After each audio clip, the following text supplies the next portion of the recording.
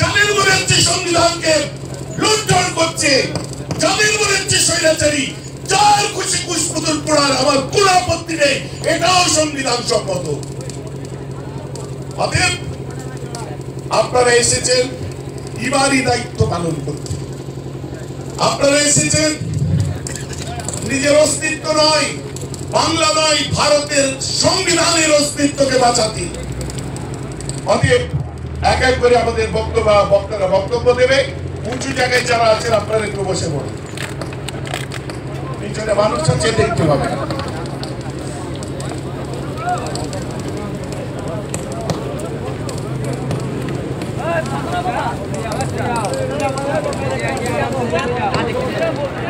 আমি আমার ছেলেদের যুবকদের কাছে প্রশ্ন করব, বহু জায়গায় পালন করার পরেও আপনারা এত মানুষ আজকে এসে গেছেন, আমিও ছুটে এসেছি।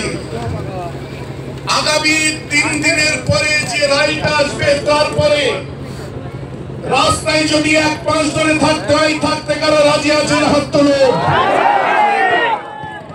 নারে দেবে হিন্দুস্তান জিন্দাবাদ, হিন্দুস্তান জিন্দাবাদ, বাবা সাহেব আম্বেদকর জিন্দাবাদ,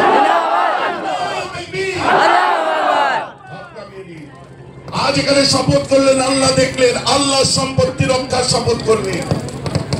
আরে 2 কিলোমিটার হেঁটে নিয়ে দায়িত্ব পালন করে যে যার ঘরে চলে গেলেন। হই হই হই হই, আইনটা বুঝলেন না, কানুনটা বুঝলেন না, কোন জায়গায় কথা বলতে পারলেন না, ওতে লাভ আছে কি? রাস্তায় নেমে আমাদেরকে থাকতে হবে। ওই রকম ট্র্যাক্টরকে রেডি করুন, ওই রকম ট্রলি রেডি করুন, রাস্তার মধ্যে যে আমাদের বসতে হবে। ওরা 3% যদি পড়ে, আমরা 30% কেন পারবো না?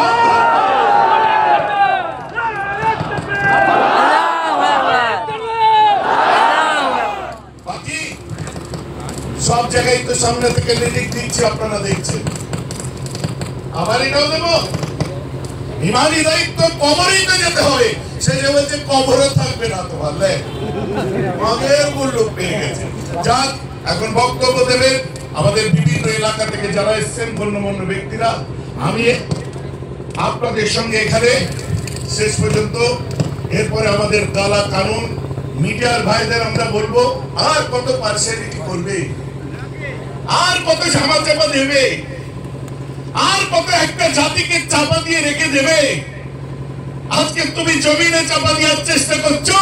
দিল্লির ইন্ডিয়া গেটের 65,000 নাম তখন দিল্লিতে প্রধানমন্ত্রী মাথা তুলে দেখছে 97,000 শহীদদের মধ্যে 65,000 তাদের নাম যাদেরকে চাপা দেওয়ার চেষ্টা করছো।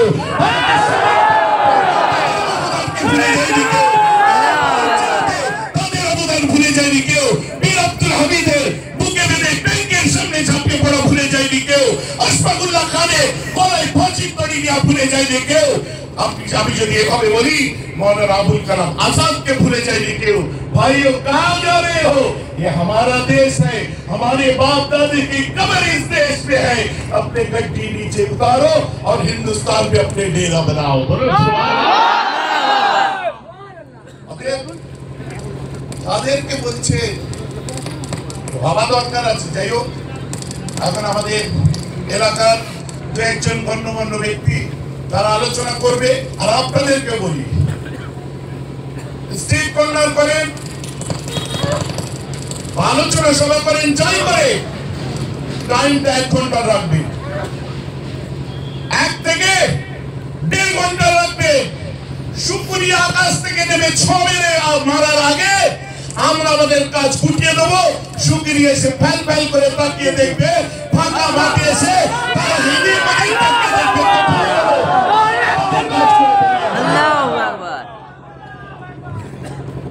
কথা বোঝা যাচ্ছে তো নাকি? আজও তার বিলম্ব হবে না। আমাদের পরস্পর একের পর এক বক্তব্য রাখবেন। এখন কে বক্তব্য দেবেন? কুমারডাঙ্গা মসজিদের খতিব, তিনি এখন আপনাদের সামনে বক্তব্য দেবেন।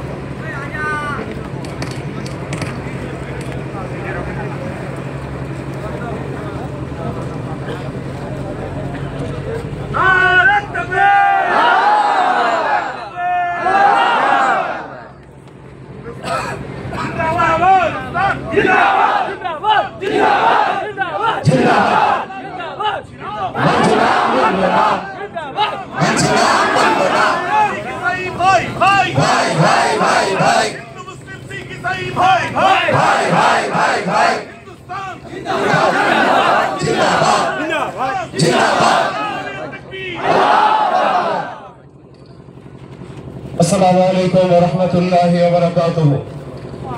আহমাদুহু ওয়া নুসাল্লি আলা রাসূলিহিল কারীম। সমস্ত প্রশংসা আল্লাহর জন্য যিনি আমাদেরকে একত্রিত করেছেন।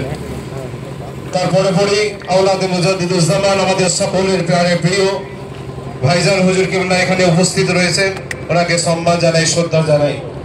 তারপরে যারা জ্ঞানী গুণী সুদীজন এসেছেন সকলকে শ্রদ্ধা ও সালাম জানাই। আজকে আমরা একত্রিত হয়েছে একটাই কারণ, কেন্দ্র সরকার যে সরকার এখন ভারতবর্ষে চালাচ্ছে একটা ধর্মীয় দলকে সামনে রেখে, যে ধর্মীয় দল যা কিছু বলে কেন্দ্র সরকার সেটাই করে। আর সেই ধর্মীয় দল বারবার চেয়ে এসেছে এই দেশ থেকে একটা সম্প্রদায় মুছে যাক, একটা সম্প্রদায় শেষ হয়ে যাক। কিন্তু আমরা এই দেশকে ভালোবেসে আছি, আমরা এই দেশকে ভালোবেসে রক্ত দিয়েছি। আমরা পাকিস্তানের ভালোবাসায় রক্ত দিইনি, আমরা বাংলাদেশের ভালোবাসায় রক্ত দিইনি। সেই জন্য অপরদিকে মুসলিম আছে কি পাকিস্তানে কে পাল্টে আছে আমাদের দেখার দরকার থাকে না। আমাদের ভারতবর্ষের সন্তান একজন শাহনওয়াজ খান, আপনারা সকলেই নাম জানেন, যিনি নেতাজির আমলে কর্নেল ছিলেন। তাকে বারবার যখন পাকিস্তানের সাথে 65 সালে যুদ্ধ হয় বারবার বলা হয়েছে বিরোধী করবে, তিনি তখন বলেছিলেন অপর দিকে কে আছে আমার দরকার নেই। সেই যুদ্ধে তার সন্তান শহীদ হয়েছিল, ওই দেশের অনুযায়ী একজন মুসলিম শহীদ হয়েছিল। এনাকে বলা হয়েছিল তোমার ছেলে শহীদ হয়ে গেছে, তোমার ছেলে ওই দেশে খুন হয়ে গেছে। উনি বলেছিলেন ভারতবর্ষ আমার প্রাণ, ভারতবর্ষ আমার জান, ওদিকে আমার বাপ আছে কি বেটা আছে দেখার দরকার নেই। ওরা পাকিস্তান, আমি হিন্দুস্তানের মানুষ।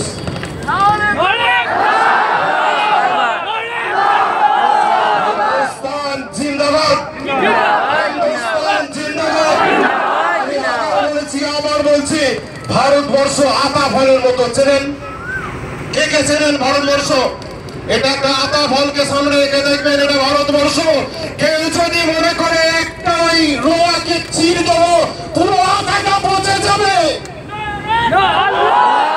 বেঁচে থাকবে না। একটা রোয়াকে তুলে ফেলা মানে আতা পচে যাওয়া। তাই যারা চিন্তা করছেন একটা সম্প্রদায়কে দেশ থেকে শেষ করে দেওয়া হবে, তারা জেনে রাখবেন এই সম্প্রদায় শেষ মানে ভারতবর্ষের অস্তিত্ব মুছে যাবে। সেজন্য একের পর এক আপনারা অত্যাচার করেছেন, একের পর আপনারা জুলুম করেছেন, একটার পর একটা কানুন এনেছেন, আইন এনেছেন, সব কটাই দেখবেন একটা সম্প্রদায়ের বিরুদ্ধে। সে সম্প্রদায় খারাপ যারা আপনারা সামনে দাঁড়িয়েছেন। আপনারা চিন্তা করে দেখুন 14 সাল থেকে এত পর্যন্ত যেগুলো আইন তৈরি হয়েছে, তারাকের নামে আইন তৈরি হয়েছে, অমুকের নামে আইন তৈরি হয়েছে, অমুকের নামে আইন তৈরি হয়েছে, ঘুরিয়ে আপনার কান ধরা হয়েছে। আজও তাই হয়েছে, সবকিছু শেষ হয়ে গেছে। তারা ঢাকা দিতে চেয়েছে, এখানে হাত তুলুন কজন কেন্দ্র সরকারে চাকরি করেন, কেন্দ্র সরকারে 14 সালের পরে চাকরি পেয়েছেন কজন আছেন, হাত তুলুন। মিডিয়া ভালো করে দেখান, একটাও নেই। জিরো। কজন আছেন যে 14 সালের পর থেকে ক্ষুদ্র ব্যবসাকে বাড়িয়ে তুলেছেন? কেউ নেই, শেষ করে দেওয়া হয়েছে। আস্তে আস্তে করে ভারতবর্ষের সবকিছু শেষ করে দেওয়া হয়েছে। একটা সম্পত্তি বেঁচে আছে, সেটা হচ্ছে ওয়াকফ সম্পত্তি। এটাকে যদি ছিনিয়ে নিয়ে যায়, কোটি কোটি কোটি টাকার সম্পত্তি, এটাকে যদি ছিনিয়ে নিয়ে যায় আর পুঁজিপতি করে বিক্রি করে দেওয়া যায়, তাহলে ভারতবর্ষের আর্থিক সম্পত্তি শেষ হয়ে যাবে। সেজন্য আমরা সকলে এখানে একত্রিত হয়েছি আমাদের দেশকে বাঁচানোর জন্য।